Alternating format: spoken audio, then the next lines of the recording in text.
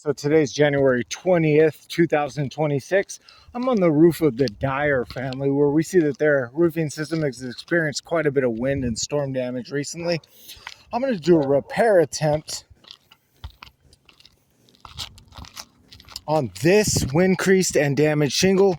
We see a large crease throughout the entirety of the 3-tab shingle.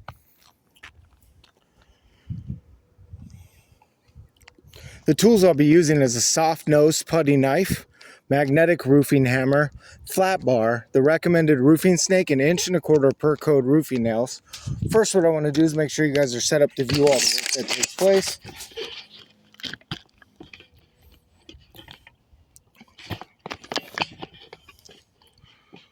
Hopefully that gives everybody a good viewpoint.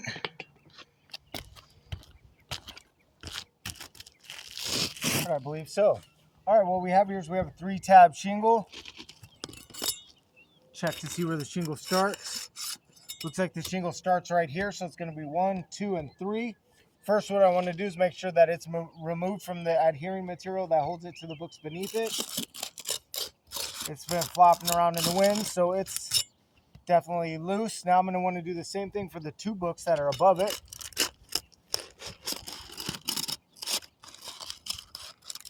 You can just see the granules just pouring off of the books above it as I go to separate that. Now I'm going to remove the shingle from the decking.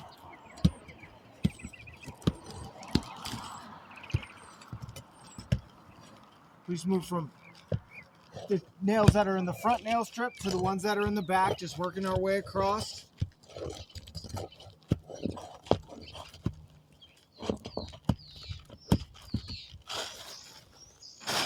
And we do have our shingle book removed. As you can see, a bunch of granules have fallen off of the books above it. The granule loss there is quite a thing. These are very, very thin. Do an inspection of the underlayment to make sure that we can reinsert. Looks like this staple here will impede our reinsertion. We'll get that out of the way. This one as well. Get that out of the way. Now I'm going to take the shingle and align it back up to where it previously was, making sure that it's clean and clear. I'm going to work to slide this back into place.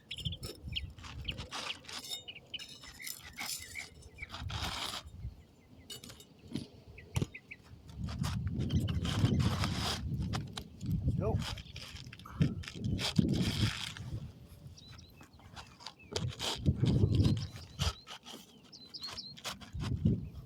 All right, we do have our shingle book back in place. Now I'm going to take the recommended roofing snake.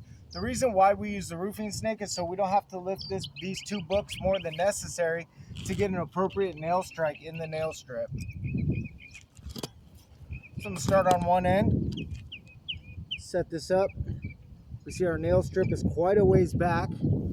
Try to not be lined up with the shingle and get it in there. That's one. We see a small indentation and a fracture here from the roofing snake. That's pretty common, but that is an issue in repairability. Right here, we're in the nail strip straight. Same thing here, very small fracture indentation from the roofing snake. Finally over here on the very end.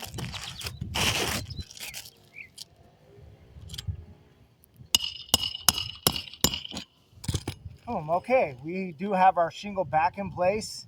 However, like I said, we have an indentation here from the roofing snake. We also have one here from the roofing snake. I can also see that the granules have just fallen off of this. And now I see a line here from the removal. This shingle is so brittle that granules have just fallen off in this line right here. Oh, we can also see that in this corner here. So as you can see, this large black streak has now come across this shingle. Granule loss, large black streak across this tooth of the shingle. That's also granule loss. I'll document this with some close-ups and photos.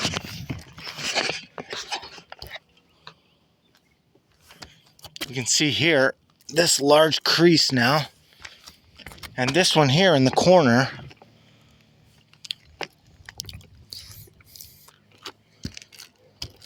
As well as the fracture mark from the roofing snake here. Deeming this roof irreparable.